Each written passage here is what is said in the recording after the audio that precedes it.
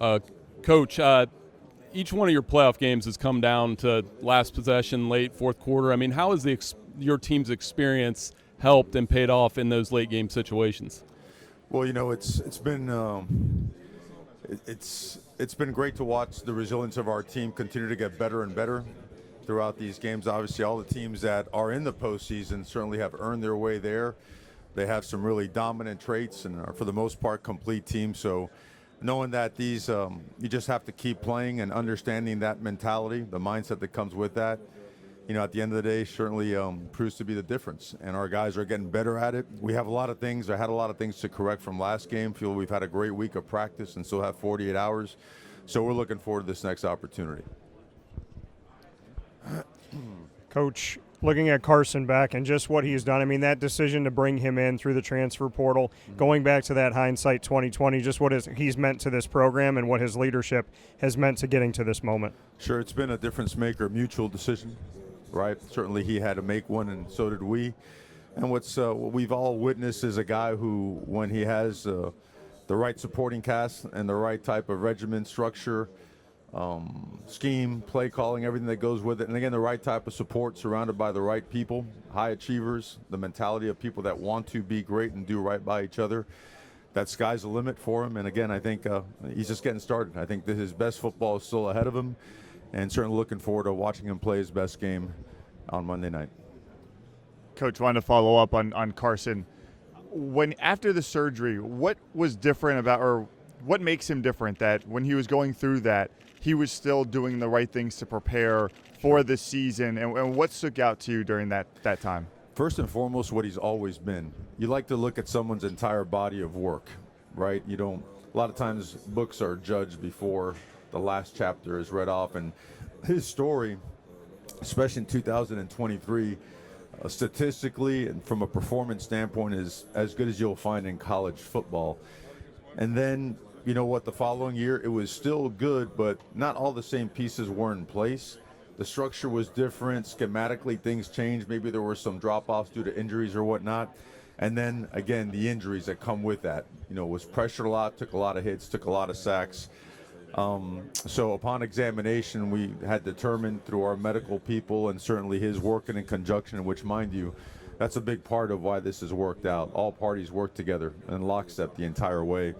Everything pointed towards him being able to recover fully, but throughout that process, his engagement with his new teammates was going to be critical. And that's where I think this thing, the foundation of it, because it is a difficult foundation to set when you can't actually participate, that's when the foundation was set in a strong fashion. And that's where I think players, teammates started to understand and believe in him as a person, as a teammate, as a player. And when he was able to start practicing, I think everything else took care of itself. All right, I know you got 48 hours left, but has there been a moment this week where during practice or in preparation where you said, okay, these guys, their headspace, they're in the right place despite all the stuff going on. I feel good where this team is in preparation? I think our headspace has been good since the day after November 1st, that Tuesday practice. And it wasn't all the way there, but it was headed in the right direction. And I do feel that we have been building it stronger and stronger as the weeks have gone by, and through action. Not through just a speech, words, inspiration, motivation, but through daily action. These guys have taken the role as being men of action, and I feel like it gets stronger and stronger. And I think we fully understand that this thing isn't one with the outside stuff, right? It's one with the 11 versus 11 on the field, and execution is at a premium. Hey, Mario, congrats. As you look at Indiana, what's sort of the biggest challenge you see as you've studied them? Well, they're a complete team. They are smart, physical, tough, fast, relentless. Schematically, they're challenging because of what they do and to stop the run. Their back end, their entire team has elite talent, right? Very experienced team. I think 27 players are in their last year of eligibility. Several others are in year 3 or 4 as well. So you're looking at a team that's extremely talented, coached really well, and plays really hard. We could get in for hours on what they do schematically, but certainly those are some of the key components of them being such a great team. Hi, Coach. Gabriel Hernandez, CCNN Live. As a Columbus alumnus, how did your experience at Christopher Columbus High School help shape your path as a football player, both as a coach and as a player? Columbus is just like the University of Miami is everything to me. It took a couple of young knuckleheads like my brother and myself, and really was regimented, structured. Our position coach, Fred Foyo, may he rest in peace, absolutely off the charts. Coach Linsky, who coached linebackers, but the overlap with us was awesome. Coach Zorzi, may he rest in peace. Coach Lavelle, our head football coach, is such a key component in our lives still to this day. They took over our guidance and leadership and mentorship, having parents that were always working and could never be around. So Columbus is and always has been the foundation of everything that we have. We're still not where we want to be yet, right? But certainly we owe everything so much to Columbus High School. And Mario, over here, what are some of the things that you guys have done well that you'll have to do well to beat this team on Monday? I mean, this thing's about execution. We could get into a bunch of stuff. Obviously, strategically, won't get into any specifics as it relates to that. But I don't think this game is about flash. This is going to be substance, right? Blocking and tackling, throwing and catching and running and covering and all the things that go with playing high-level football at this time of year, deep into the season when everybody's banged up, right? Your best has to show in what the foundation of football is, and that's technique, fundamentals, scheme, and execution. Coach, you've had some close games in the CFP, specifically Ole Miss game. IU has had some blowout wins. If it gets to the last possession or two in the fourth quarter, how comfortable is your team in those moments? I think our team is one that operates without worrying about the clock or the scoreboard. I know that sounds generic and it's often spit out there, but it's just the way we operate. It's still about being where your feet are and having one play at a time mentality, playing fast, playing physical, being relentless, having pre-snap discipline and post-snap IQ, and securing that football and creating ball disruption and being able to cut it loose by practicing that way, so that come game day you could put your very best on the field, and irregardless of the previous play, being able to move forward and do your absolute best the next play. Hi, Coach. If you can answer in Spanish, please, the meaning of being playing on your own turf this game, and also the meaning of your quarterback and the job that he has done. Thank you. Bueno, muy orgulloso de nuestro quarterback Carson Beck, ha hecho tremendo trabajo este año y de ver estos últimos días el apoyo de nuestra comunidad increíble para nuestros jugadores, para mí personalmente. Yo soy un hijo de esta ciudad. Nací aquí, fui criado aquí y los últimos 20 años yo he estado viajando y trabajando en diferentes lugares, pero este es mi casa. Gracias. Coach, you touched on the Columbus connection. We're here from Indianapolis. We did a story with the Mendozas at your high school. Talk about the uniqueness of having Columbus on both sides and your relationship with the Mendozas. I think what's evident is the Columbus High School, you're taught a certain way. You are pushed and challenged a certain way. You're groomed and developed a certain way. And I think year in and year out, what you see come out of Columbus High School is very, not only elite talent, but you see elite human beings that are driven, hungry, humble, understand the importance of impacting others in a positive way. And it's a credit and it's a testament to the leadership in that school from I don't know how many years ago I graduated from there. I stopped counting, but all the way through modern day. And I think it's awesome because we need more people that are good for young people, and I think Columbus High School is a great example of that. Well, we played together. The father and I played together. As the years go by, obviously you can't stay in touch with everybody, but tremendous amount of respect for the entire family. Coach, when you look at Mendoza and that offense on film, what stands out to you? Well, everything. High-level execution, high-level talent, precision, discipline, toughness. They chase and finish, which I think is really important. The ball doesn't get turned over. If a ball does come out, there's 10 hats there, 11 hats there, ready to jump on it. So you're looking at an operation that's seasoned, that's disciplined, that executes at a high level.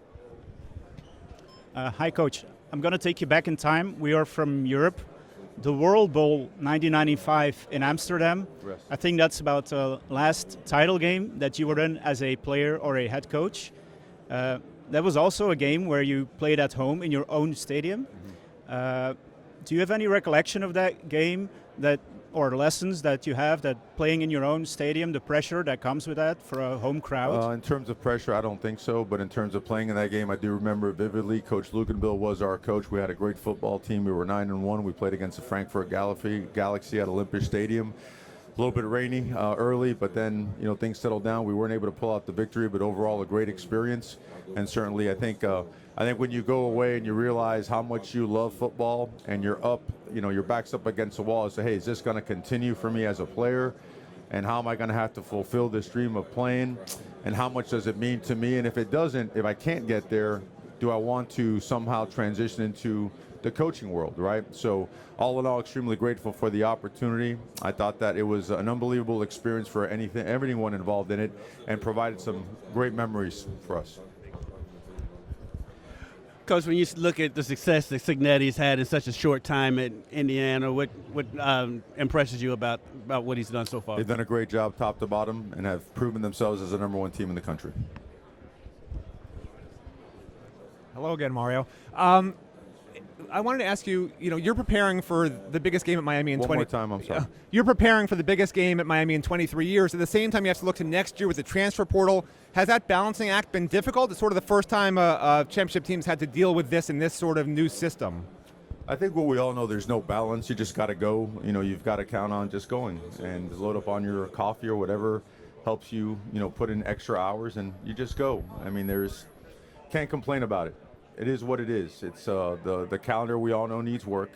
We need to find a remedy that works for everybody and makes sense for everybody, and allows for both student athletes to pursue their best opportunities while somehow, some way, maintaining the principles and values that come with college football, which I think we all know we've lost that a little bit. We have. And then obviously we're up against a different clock, being that we're still playing, and all the focus for us is on playing. And then all the extra time which you have to make, you have to cut into your own time to continue to build your team for the future. And we feel we've done the best that we can thus far, and we're going to keep going. Hey, Mario, Mark's one of a lot of kids from this area. Mark is one of a lot of kids from this area who are back. You obviously have that background. Could you put into words what that means for kids who grew up here? He was talking about all the Little League teams he played on and been back here and playing for it all. What that means to kids from this area? Well, a lot of these guys, like myself, you grew up watching the University of Miami, and you wanted to wear that U on the side of your helmet. You wanted to play in front of family and friends and the community, and the community has watched these guys play for a long, long time. I mean, youth football, high school football here is so big. The community is always engaged, always involved. They're always out there, so they know these guys. So naturally, their support and their fan base grows bigger and bigger. It's almost like fan bases within fan bases. So for them, I think it means everything like it does to all of us.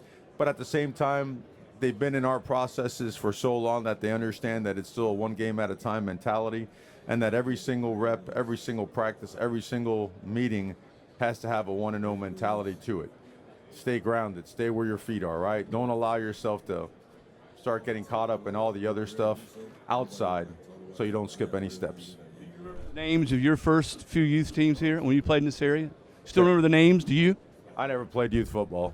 I didn't. I was a baseball player. I got cut as a freshman in high school. I was walking the hallway, and the coach said, "You're kind of tall. Come out and play football." And that's how it ended up happening. And went out there, and I wanted to play quarterback, but I threw the ball sideways, and I wanted to play tight end. I didn't run fast enough. And so they just kept moving me closer and closer to the football, and I ended up a couple spots down from it at tackle. And thank God I did, because I learned so much as it relates to the sport, but also what it is to be part of a team by, again, the most elite coaches I've ever been around are my high school coaches. And to this day, any major decision that I have to make, I still call Dennis Lavelle my high school football coach. Yes, sir. He's following up on his question, Mario. How much of this week have you had to look just at the quarterback position for the future and put time into figuring out what you guys are going to do there? Anything related to the future, we choose respectfully not to comment on, because for us, all that matters right now is this team and this opportunity. So we'll leave it at that, if that's okay, respectfully. Hi. The SMU loss was like a low point in the season where you went to 2 losses. What changed after that you went on this incredible run that brought you to the national championship game? We were close in the 2 losses, and the things that needed to change, needed more fixing than just overhaul, if that makes sense. I think you really find out everything you're about and what your people are all about are in those moments. And as you look across the country, several teams after a loss or two packed their bags and that's it. It was over. And then for us, it was one of those, we know who we are. And it's got to show because we have really good people and we work really, really hard, but we're not getting the result that we want. Why? It's in the margins. And in college football, the margins become smaller and smaller and smaller. So the investment in discipline, the investment in detail continue to grow. The enthusiasm was extremely high every single day we walked in the building. And that game by game, more so day by day, changed the building inside out. And that's all that mattered. The outside stuff, the outside noise, let's call it what it is. Everyone was throwing dirt on our grave already and buried us. And that's good. It's good for the soul. It's good for you from a mentality standpoint. So you understand and recognize more than ever that all that matters are the people inside the building. You're welcome. Hey, Coach. We've heard the stories about Coach Ferris and the special teams unit, the Cafecito, and just curious, who makes the best coffee on staff? Is it Coach Ferris? And what is a good Cafecito to you? Yeah, Ferris makes the best coffee on the staff. He's got, it's part of his obligations and duties as an assistant coach, and he makes the best one. In terms of the other ones, I don't want to get into a competitive warfare in Miami as to who makes the best coffee, but it's certainly an off-season project that I look forward to delving into. Mario, specific to Mendoza and what he does well, what have you seen that really jumps off the page, and what kind of challenge is it for your defense? Decisive, accurate, athletic, presence, pocket presence, extending plays, can throw it on the run, in the pocket, quick game, can negotiate throws, can get in and out of trouble really tough. It's a guy that sometimes you hit quarterbacks and they get phased, they get knocked around a little bit. There's no phasing him. I think the more he gets hit, the tougher he gets. And it's something that's obviously very admirable because a lot of quarterbacks can't do that. So he's a total package. Mario, just curious what the game week preparation has been like compared to a normal home game, and what's your expectation for the environment on Monday compared to a normal Miami home game? Yeah, the preparation remains the same. It's a little bit of a road game mentality because we come and check out here, check into the hotel out here, and then we travel back and forth. We just don't have to get on a plane to do so. So I don't think that ever changed. I do think that each and every week since the SMU loss, our preparation standards have been elevated from within the building, driven by the players and whatnot. And I'm sorry, your other question was? What your expectation is for the environment on Monday compared to a typical Miami home game? You know, it's hard to say. You know, we're in different uniforms and we're on the other side. None of that matters. The field's still 120 yards long and 53 wide. And I expect what we all expect. We're home, and we expect home to show as strongly as humanly possible and make it as much of our atmosphere as possible. Thank you.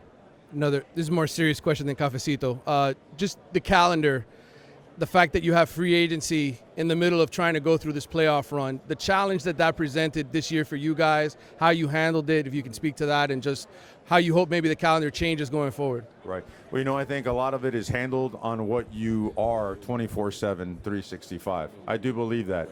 And therefore, I think what is shown is that time, good people, and hard work has led Miami to continued progress and an opportunity to play in a game like this. So I think that does two things. It motivates people to be here, and it attracts others to come here. So for us, it hasn't been a distraction. We have a very open and honest relationship with our players. And you know what? If it's not for someone, it's not for someone. I don't ever take things personally. This is a place where we work really, really hard, and it's a place for people that are really serious about football, really serious about an elite education, and want to live in the best city in the world. So those are things that I think play into our favor all the time as it relates to the work going on behind that. There's no balancing act. It's full throttle football, taking care of business and taking care of these guys. They deserve all our attention. We handle the other stuff as it comes. Mario, what did you learn as a head coach at FIU, and how did the way that ended motivate you, kind of impact the rest of your career? What you learn at a place like that is that you really have no assistants. You have to do everything. You have to be name it. You have to be the athletic director, you have to be the fundraiser, you have to be the director of anything regarding campus. You have no resources. You're going to have to find a way to overcome anything and everything and still do the best by your players. And really proud of, not myself, I'm really proud of the staff and all the players that were part of that, because we walked into a place that hadn't won a game in, I think, almost 2 years, and 4 years later won its first and only conference title. That's a testament to them, the Brad Serinis, the Toronto Smiths, the T.Y. Hiltons, the Jonathan Cyprians. There's so many great players. Torek Williams, I hate to leave any, Anthony Gator, who's coaching there right now. And then you learn the hard facts that, you know what, you have one season that wasn't up to par, and you think that, you know, and I could go on and on about it, but I choose not to, because I said it before, I think if God wants you to move and you're stubborn, and I am stubborn, and you're not moving, he'll kick you in the butt and make you move. And it was the absolute best thing that happened to me. So I'm grateful for the experience. The people, the core people there, they were awesome through thick and thin. And you know what? You press on and got me the opportunity to go to Alabama, then Oregon, then back to Miami. We come over here, Coach. Hey, Mario. What's How up, are you? buddy? Good to see you. You've dealt with adversity injury-wise in the secondary kind of pretty consistently, guys shuffling in and out. Can you walk me through a little bit of, without Xavier for the first half, the challenge that poses, and the challenge of cycling a guy like Damari back in after not playing for 6 weeks on a stage like this, and just give me a general sense of the secondary right now? Well, I think it's December, January football. You know, I think we're in a good place from a health standpoint. And, you know, the Xavier thing is unfortunate, and I'll refrain from comment on that. I think we all saw it, and it was really, really clear as what it should be. But it is what it is. And I think our guys that we have played, we have a lot of trust and confidence in them, and they have showed up big. And we're playing against a great football team, and we understand that, so we have to be focused on what we do. You're confident in Damari. You're confident Damari Brown's going to be available. Damari's day-to-day. We won't know until game time. Yes, sir. Coach, everyone knows what the reputation of the U was back in the day. If someone was to ask you today to define what your program is, how would you answer that? Well, tell me about what your thought is on the reputation of the U back in the day, because there's so many different interpretations, and I respectfully ask that because I want to make sure I answer your question to the best. I think there was this image of, you know, sort of rebels, right? Sort of they had a swagger, they had an attitude. There was questions about whether or not that was. Can I say this? I'll say this. Miami's reputation, if that's the way it was perceived, Miami was made up of a group of guys that nobody believed in, and outworked the world and played the number 1, number 2, number 3 team in the country, and they changed history by playing with unbelievable effort, a little bit over the top, some edge, and half of us, you know, and those were great players. I was part of some of those teams. I was a very average player surrounded by Hall of Famers, and some of them were a little bit wild and a little bit edgy, but what can never be questioned in any way, shape, or form was that brotherhood. Because those teams went from city to city to city against very storied programs and had some dominant performances and changed the perception. And so that the extra celebrating was all of a sudden viewed as, okay, so, and those guys were very much okay with that. We totally get that. So that's how I would view them. And I'll listen to the rest of the question so I can answer it. No, it's fair. I appreciate that. Thank you. And I guess, how would you define what your program is now, or what you would like it to be known as? Well, we keep our mouth shut, and we go to work. You know, it's a different day and age. I mean, back then, it was the newspaper, right? It was print, and the next day there's another column. But here, right, if you burp, it's 2.75 million comments on how you are this and how you are not that. So we're very,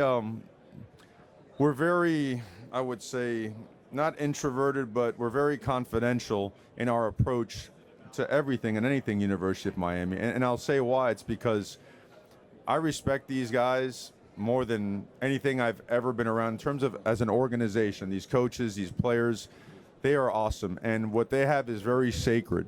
It means the world to them, and to protect that and to keep the integrity of that, we've gone a route where it's different than some of the traditional Miami teams, and that's okay. This is 2025. We're not, now 26, sorry. Shows you the type of schedules we have. We don't even know. but there was never any lean towards going back. You go back to take the principles and values and bring them forward, but to go forward, and that's, in my opinion, as a head coach, that's the best way to do it. Be hungry, be humble, be driven, have a positive impact on others, and make sure every ounce of focus, as difficult as this game is, a game of football, modern day, everything with the student athletes, pour it all into our student athletes and keep it that way. It's a little bit boring. I've said it repeatedly. I'm not an exciting interview, but it works for us, and I appreciate the question. I hope that answers it. Hey, how are you, Coach? So I would say that throughout the course of a game, you may be the most animated coach on the sideline. I mean, it seems like you get so fired up, like you could go out there and play, to be honest with you. So my question is, how much caffeine do you intake before a game? Because you get fired up, or is that just all natural? No, I don't. I mean, it's a regular coffee stuff. I don't. One thing I don't want to do is draw attention to myself. I'm the least important component in the whole thing. My job is to make sure that myself and all the assistant coaches do everything we possibly can to put the players in the best position to be successful, to make any and all adjustments and provide information that settles them down so they can play fast and relentless. But, man, I wish I had a better answer for you, man. Am I doing anything wrong? Am I offending anybody or no? Okay. I just don't get to watch all that stuff, but no, there's no. The only caffeine I have is what I've been having since I was 4 years old, where my mom would pour that in the café con leche, and I was a hyper kid at school, if that's a question. I mean, I had issues behaviorally, but it was, they blame my mom for that, and not me. Hi, Coach. You guys are heading to the championship with 2 losses under your belt. What changed in the locker room that let you know that this team was a championship-bound team? Well, I think we were always on a course of steady progress. And you look at the games, if you look at it statistically, right, turn the ball over is the difference in a one possession and a one play game, right? And that tilts it one way or the other, a W or an L. But I also think that you've got to get the best out of people, right? Because this is now game 16. It's a long season. And somewhere along the line, whether it be through adversity, whether it be a moment of whatever it may be, you have to get the absolute best out of yourself and everyone. Just so happens in this case, the wake-up call was, it's like, hey, we are doing a lot of the right things. We're working really hard. We've got awesome people, but we're getting in our own way. Okay, so if these margins are so small and so tight, we know that, yeah, some mistakes, some errors come with football, but we certainly can't create our own issues. Or as to the best of our abilities, we have to avoid those, right? And I think it's a conscious decision to just take another step, to elevate culture, to elevate standards, to elevate energy and enthusiasm. But it all starts with energy, and it all ends with discipline, right? And so I think all those things combined through the choice of these players and the coaching staff, all the credit to them and all the credit to the big guy upstairs, always first and foremost, that we've been able to progress week by week and get better all the way down the stretch and into December and January. Mario, I guess as you look at, I know you're getting ready for a game now, but as you look at just college football and the way that it's structured right now, obviously kids signing contracts, things like that, I guess what, if anything, do you think there needs to be any kind of standardization around the way that some of this operates? Do you feel like these contracts are enforceable right now? I guess what do you see from the ecosystem as a head coach and what can be done? It's a long meeting, a long conversation, brother. There's a lot. I feel like every year we kind of patchwork this side, and then next year we have to have another 3 adjustments. So it's for a long. There's a lot that needs to change. I think everyone's working hard at it. There's the dynamics, right? The things that come with this are incredibly just complicated. So we'll, I don't know, let's block off 12, 14 hours and we'll jump right into it, I apologize, I don't have a set answer, but certainly there needs to be a lot of work done. Mario, what did you see in James Brockermeyer when Ladies and gentlemen, please stand by as the Hurricanes rotate podiums. When you signed him out of the portal, and you just always have a special not just appreciation, but an understanding of what Right. makes a good lineman given your background. Yeah, James, when he got in the portal, obviously you always want to watch film right away on a guy, and what we saw was a very physical, tough, quick twitch, great balance and body control, individual that had heavy hands and had a really good Once feel again, ladies and for the gentlemen, game, please had great stand by knowledge. as the Hurricanes rotate podiums. He had a great feel for leverage, hat position, understood schematically what they were trying to do, because you want to see that from a player, right? How's he establishing hat position? What's he doing with his hands? Is he advanced technically? Is he playing with his heels in the ground, or is he on his toes and playing off balance? So we take a deep dive into everybody we look at, and he checked off all the boxes. And the one question we had, okay, how much more can we pack on him, right? And he's packed on 12, 15 pounds of muscle, and he can sink his hips and just dig people out of there. But he is an elite human being and an elite competitor, and he has been awesome all year long. I know he was selected at least by one entity as an All-American, and deservingly so, and he's been invaluable to our program. Yes, sir. Hey, Coach, talking about the transfer portal, the fact that players can make money and things like that, over the last 10 or 15 years, how have you had to change your approach to coaching and like team building? I mean, it's kind of a different game now, right? I'll be honest with you, absolutely zero. You know, and I want to say this, and I hope I don't offend anybody, but if you have to change the way you coach because you're afraid of a portal, you weren't doing it right to begin with.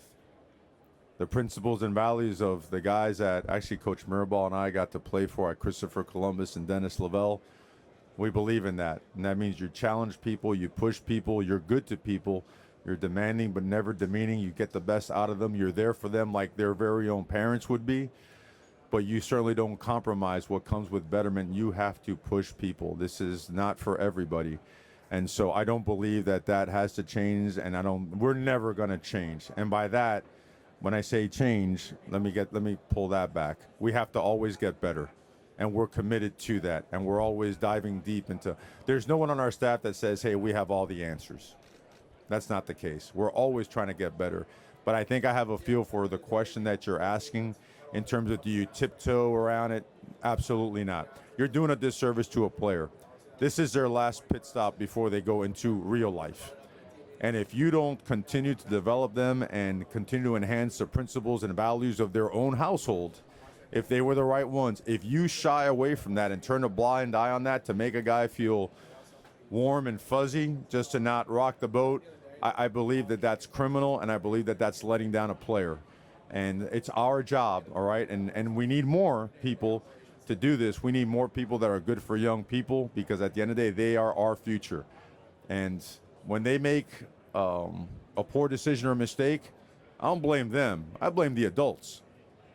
Because look at the adults, right? Look at the examples that we're setting. They are following suit. So it's on us to hold them to a standard, but to also teach. And I'm a big fan of that process, because our coach, he hammered us. And he was awesome. And Jimmy Johnson, Dennis, they hammered us, And Coach Kehoe, Coach Wise, Coach Greg Smith, they hammered us. And with the right stuff, never in a derogatory or a demeaning way. I hope that answers your question. Hi, Coach. You were talking about recruiting earlier, and I guess similar I'm question. On recruiting, you were talking about recruiting earlier. I guess how has your staff's recruiting approach evolved over the years as you've gotten the on-field results, but also as you've learned what approaches do and don't work for you? Well, the approach has to get better and better. We're still not at optimal level like we want to be, but it is a relentless approach. But first and foremost, it has to be genuine.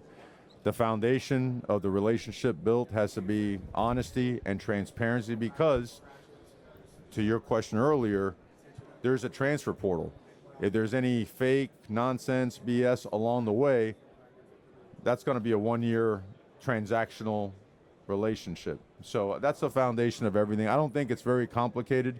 And I think if you have a passion for the people you work for and the place you work for, I think that oozes out of you. But I do think that you have to be relentless and show genuinely how you feel about someone and how much you do want to coach them and have them as part of your organization.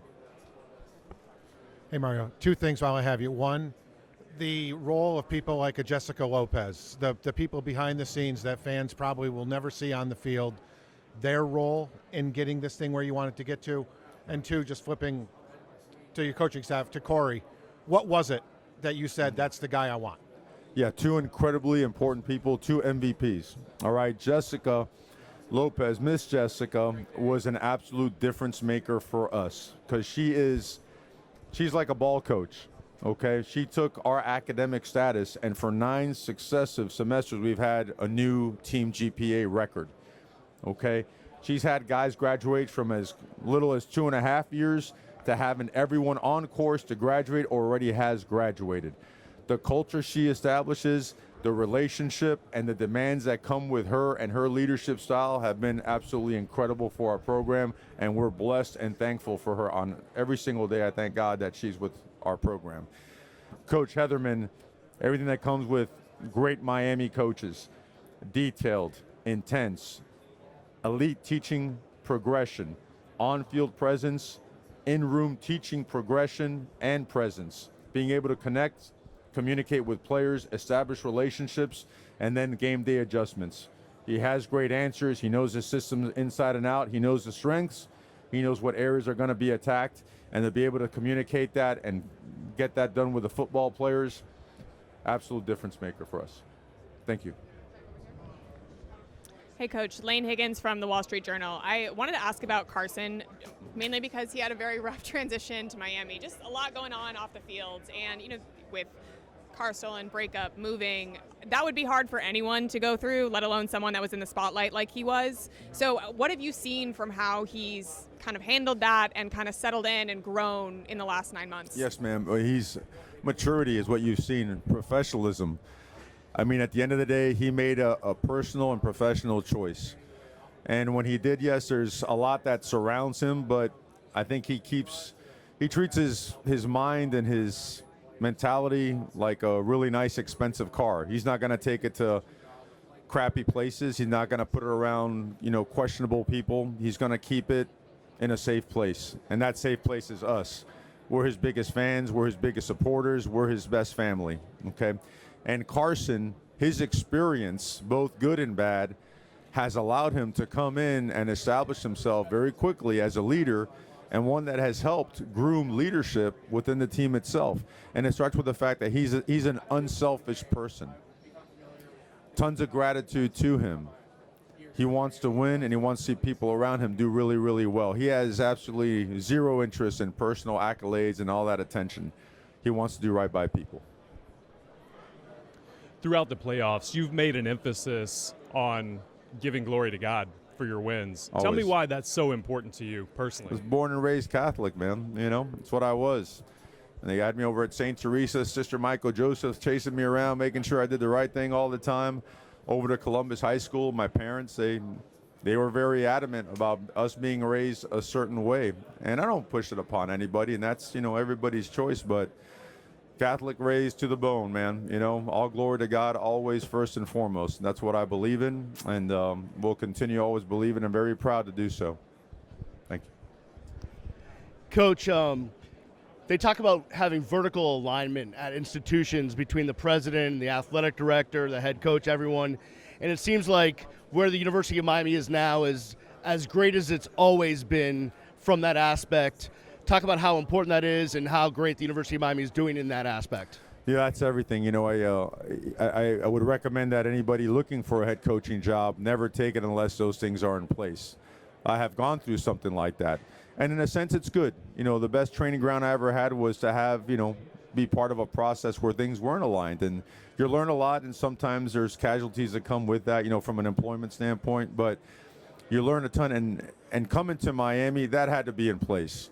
Because I believe that Miami in the 80s was so good, I think people fell asleep at the wheel. It's like, we don't need new facilities. We don't need a budget. We don't need to increase staff. We're just going to win. And you blink an eye and 20 years go by, and it's like, where's Miami, right? And so what you have elite leadership with Joe Echeverria, right? And you have Rudy Fernandez, elite leadership, right? And you have guys like Manny Cadre, elite leadership. These guys are strong-minded, hungry, driven people that understand the importance of everything and how it's supposed to work. You know, you have community leaders like Jose Mas, right? I mean, the involvement of awesome people with the level of passion that they have, the way they work, the impact they've already had on the community, and what they're willing to do for the University of Miami. That's what we want to be aligned with. That's what I want to be aligned with. So every day I'm extremely grateful for the fact that we're in lockstep and looking forward to continue to progress. Hi, Mario. 3 quick, unusual questions. Are you happy that you changed this, the routine from the team staying in Coral Gables to staying at the Fountain Blue? Was that more of a distraction, or are you happy to get them away from the campus? No, you know, we've been in this process for 3 weeks, so I think we're in routine right now. I think for them, it's what they expected. The Fountain Blue is awesome, and where we're at in the Fountain Blue, we're in isolation. And I mean, if you go over there, it looks like Fort Knox. I mean, we're, people stationed everywhere. But I want to say this, like, I trust this group of guys because you have the right people or you don't, right? We have the right people. They know that it's important for us to be locked in, and we came to the right spot to get locked in on what's important. That's our 1-0 opportunity. And one last question. When's the next time you and the Mendoza family are going to have lunch or dinner together? Right. Well, we haven't had lunch or dinner in a long, long, long time. So, you know, to your question, again, I have all the respect in the world for the Mendoza family. We've known each other for a long time. Hi, Coach Cristobal. Can you explain the structural differences and the differences in the environment when it comes to when you played at the University of Miami and now? There's no comparison. There's none. I think our facilities were a mom and pop shop, but I think our caliber of athlete it's a very storied program. It's probably the best maybe in the history of college football. Not myself. I'm talking about the other players, right? And it was strange. It didn't quite match up, right? And I think that's what I learned when I went away. I went away knowing, okay, Miami was so far ahead back then. Everybody else invested heavily in facilities and staffing and in other things, you know. And I think that's where the separation occurred. And you know, watching that from afar for all these years was very troubling and upsetting. And I thank God for the opportunity to be able to come on back and be part of the organization now as we continue to move forward and get better. Throughout your tenure, we've seen the community, whether that's on campus or in South Florida as a whole, kind of rally around the Hurricanes again. To see the U back at the forefront of culture in South Florida, tell me what that means, the feeling of it, and what it means for the program as a whole. Well, I mean, it's always been the galvanizing agent for the South Florida community, always has. And I remember seeing it as a kid before I got here, and I remember seeing it as a player. And it's awesome because these guys, not only are they great players, they're future community leaders. You know, they're going to be in the medical field, in the business field. They're going to be in the sports field, right? They're going to be in different facets to continue to push this community and elevate it. So to be able to have our players experience that type of support, it's awesome. And again, it always means that much more. Coach, thanks for the time. Appreciate it. You've mentioned 1-0. That's been a big mantra for you. Just talking about 3 weeks, you kind of find yourself in a routine. This feels different. Like this is the closest thing I've felt toward a Super Bowl. The ticket prices, the energy, the excitement with 2 new teams here in the last 20 years. What from your experience as a player and a coach, been able to get the message to your team about how to keep this kind of normal as possible, even with all the ticket requests and the magnitude of this game? You know, we've been so regimented and structured for a long time, and we've had the benefit of, we've been on the road for 5 weeks before coming back home for this one. And technically, we're the away team.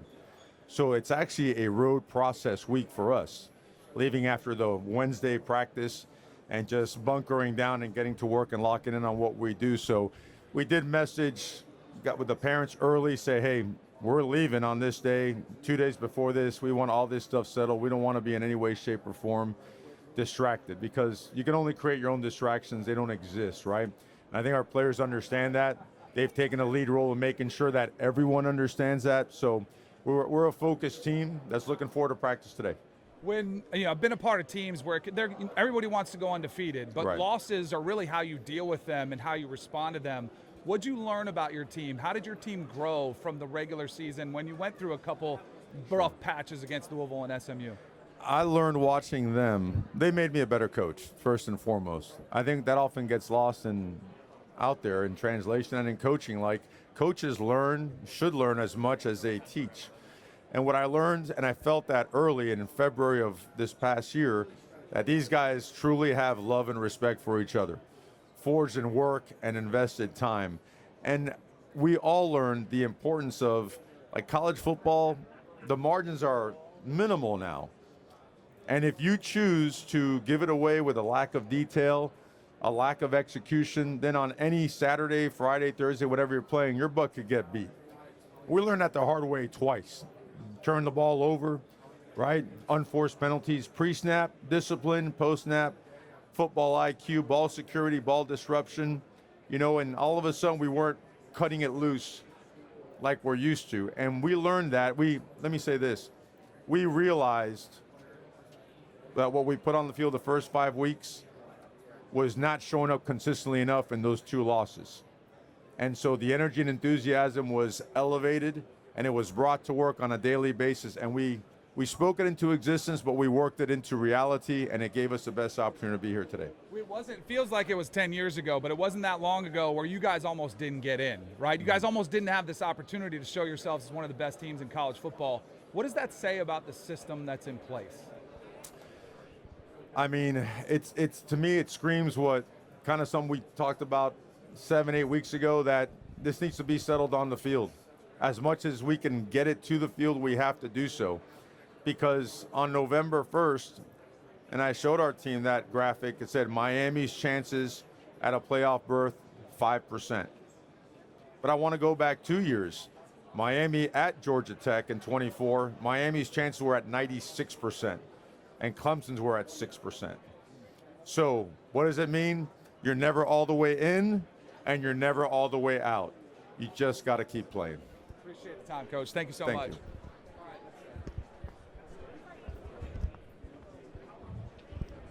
Mario, with college football now being considered one of the 2 most popular sports in the entire world, what does it mean for the Cuban culture? Yourself, Fernando, Coach Mirabal, several players on the roster, this game being on a national stage on Monday night. I mean, I'm super proud to be Cuban American. I was born here in Miami. My parents are Cuban, pero yo me crié hablando español. We never spoke English in the house, and 2 parents that, man, I don't even know where to start in terms of their level of work, effort, and commitment. So, like, that's our base, that's our foundation, that's everything. So, very proud to be that. Now, I think when it comes to the game, I don't incorporate any of that stuff. I've never used my heritage to try to get a job or posture myself, because I know what I believe in. I believe in people, and I believe we come in all kinds of different shapes, sizes, skin colors, ethnicities, languages, and that's the way it should be. And that's why I love the experience our players have at Miami, because the diversity that they get to experience. They could be from Birmingham, Alabama, and go to Pleasant Grove High School and be a very decent player back in the day. Sonez Cooper right there, Or you could go to Cardinal Gibbons High School right up the road, And even though Coach D has got his issues with a certain D tackle way back in the day, but that being said, no, I believe in people that are willing to work and do it the right way. Hey, Mario here. You've got the Orgeron twins on your staff as analysts. We do, yes, sir. How did that kind of come about, and where do you think they're at in their sort of learning process as young coaches? Those guys are going to be excellent high-level coaches and head coaches one day. Coach Orgeron, to me, was very special. He was a D-line coach. When I was a player at Miami, he used to always just annihilate us. I was on the scout team as an offensive lineman, and he was hard on us. He was tough on us, learned a lot from him. And his sons have that DNA as well. They're high-level workers. They're high IQ guys. Those guys are going to be great coaches. They do a great job for us. Coach, I wanted to ask, obviously you have Cuban heritage, you have a punter who's Australian, you have Akeem who's from Canada, you have all these international players, you have games being played internationally from other teams as well. What do you think about the growth of the game, not just American football, but college football internationally? What's the question, I'm sorry? The growth of college football internationally. Well, I mean, for us, we're biased, but we think it's the greatest sport on earth, and the fact that different guys. Again, we come in all kinds of different shapes, sizes, skin colors, and ethnicities. And, anytime someone gets a chance to participate and earn themselves a scholarship and an opportunity to play football, I think it's awesome. So, and it's great for their people back home to witness that and certainly support them in their journey. Coach Cristobal, what has most impressed you about Carson Beck this postseason and his ability to lead, and what do you think makes him a great leader? Consistency and resiliency. He's the same guy every single day. He's unaffected by anything outside. There's absolutely nothing selfish about him. He wants to do right by his teammates. He has absolutely zero interest in any personal accolades or whatnot. He just wants to win. And I think a guy that's been through what he's been through, both physically and some of the other outside stuff, I think he's a great example for all of us, young and old, on how you're supposed to handle yourself and your business throughout adversity. Hey, Coach, talk to me about, throughout the season, your relationships, how they've changed with the players, and what are the intentional messages that you bring to the culture that you set in the locker room and on the field? Could you be a little bit more specific? I want to know about the relationships between yourself and the players and how intentional you are with creating those relationships and what they look like. Well, for us, it's always genuine and real. That never changes.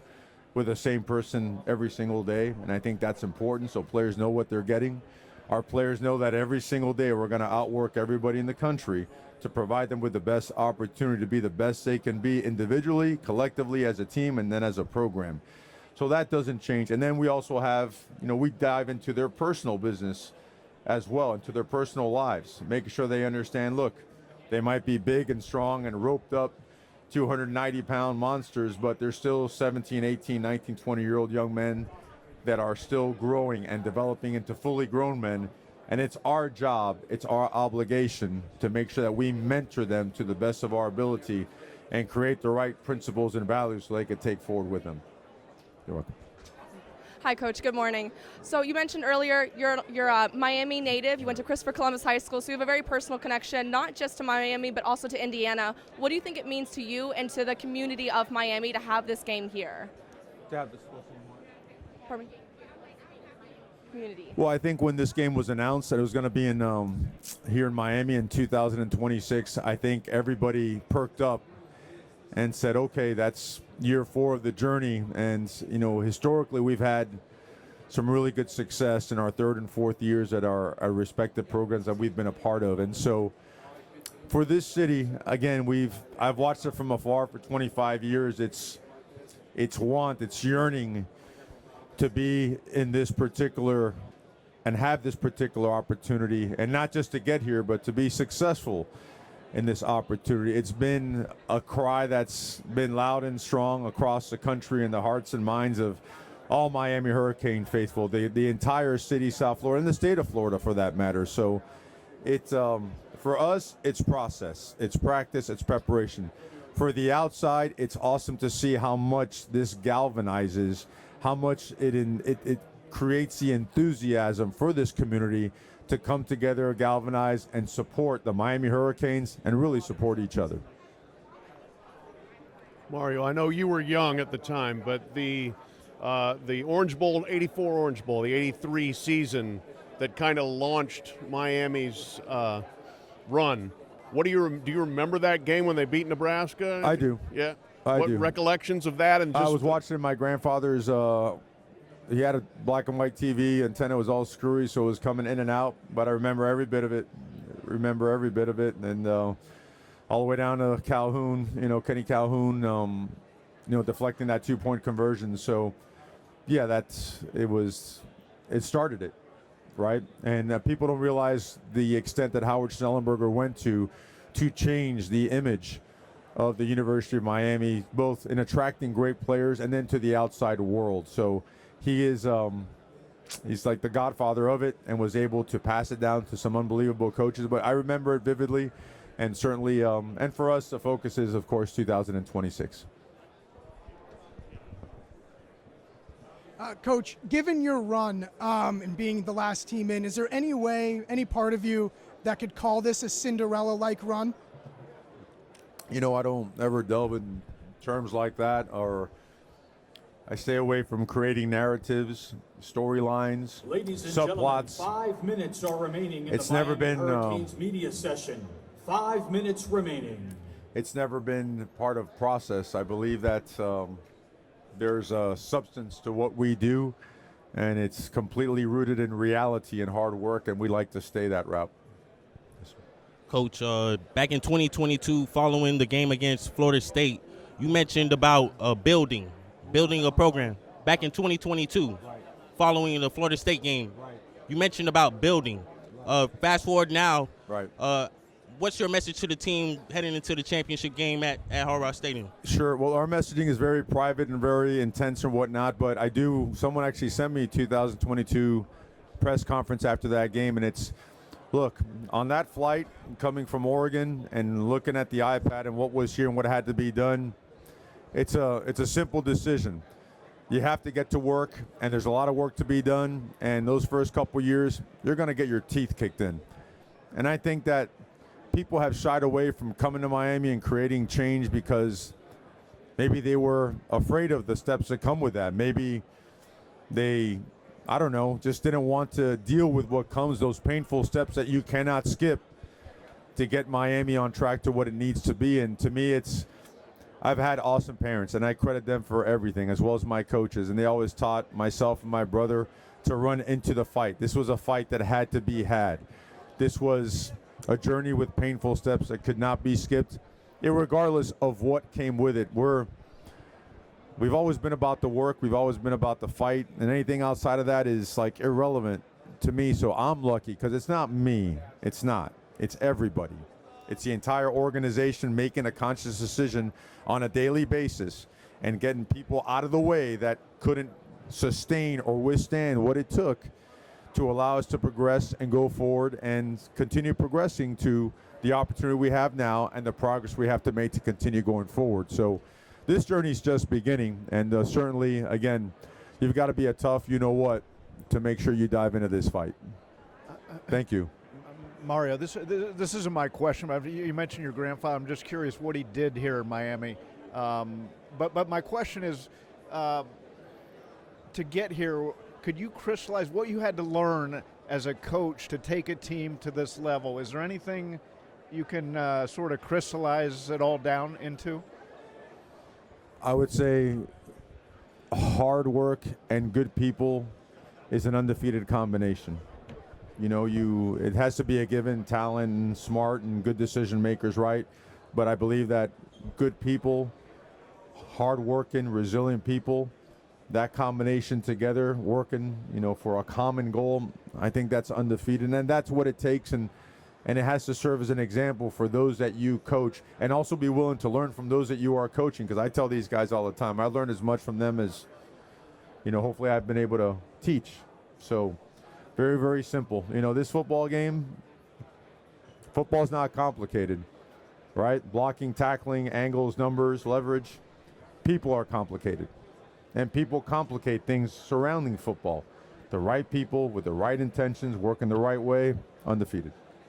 Your grandfather, what did he do? Your grandfather, what did he do? My grandfather, man, every day at home was a reckoning. I mean, it's different every single day because my parents were working those two jobs and, learn the language and doing whatever they could to make it work. And I never remember being short of anything. Like, they found a way to make it work, and whether it be judo, baseball, football, it was just a reckoning. It had to be done at the highest level, academically, athletically, duties and obligations at home, respect for the family, respect for outside people. That's what it was.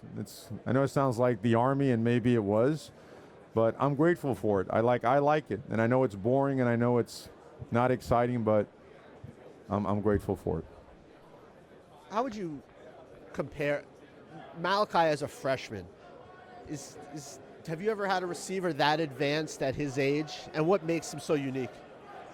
I mean, as a head coach, we've been very fortunate. We had T.Y. Hilton way back in the day at FIU, and he was incredible. Malachi continues to raise the bar week after week. He's different. He's different. He was raised the right way. Awesome parents, awesome upbringing, means a ton to the community, and the community means a ton to him. So, sky's the limit. Ladies and gentlemen, that concludes I wouldn't the compare. Miami Hurricanes I don't media session. In approximately 30 minutes, the Indiana Hoosiers media session will begin. I think when you start comparing athletes, I think you almost. I would never Once disrespect again, one that of concludes them. the Miami Hurricanes media session. We'll see. That story Indiana Hoosiers media session will begin not in yet completed. approximately 30 minutes. Coach, you play with my uncle, Darren Handy. I've asked him, what were you listening to in the locker room back then? And I want to ask you, what are you listening to in the locker room now and back then? Oh, I can't say that publicly. You know that. Darren knows that. Darren was an elite teammate, an elite human being. He's gone on to do so many great things in the police force and the community. Man, he was fun to be around. Brought so much energy, physical, tough. Biggest bench press ever. He's got a chest from me to you. He's. But Darren is, and I still see him every now and then at the reunions. Love and appreciate Darren Handy, number 66.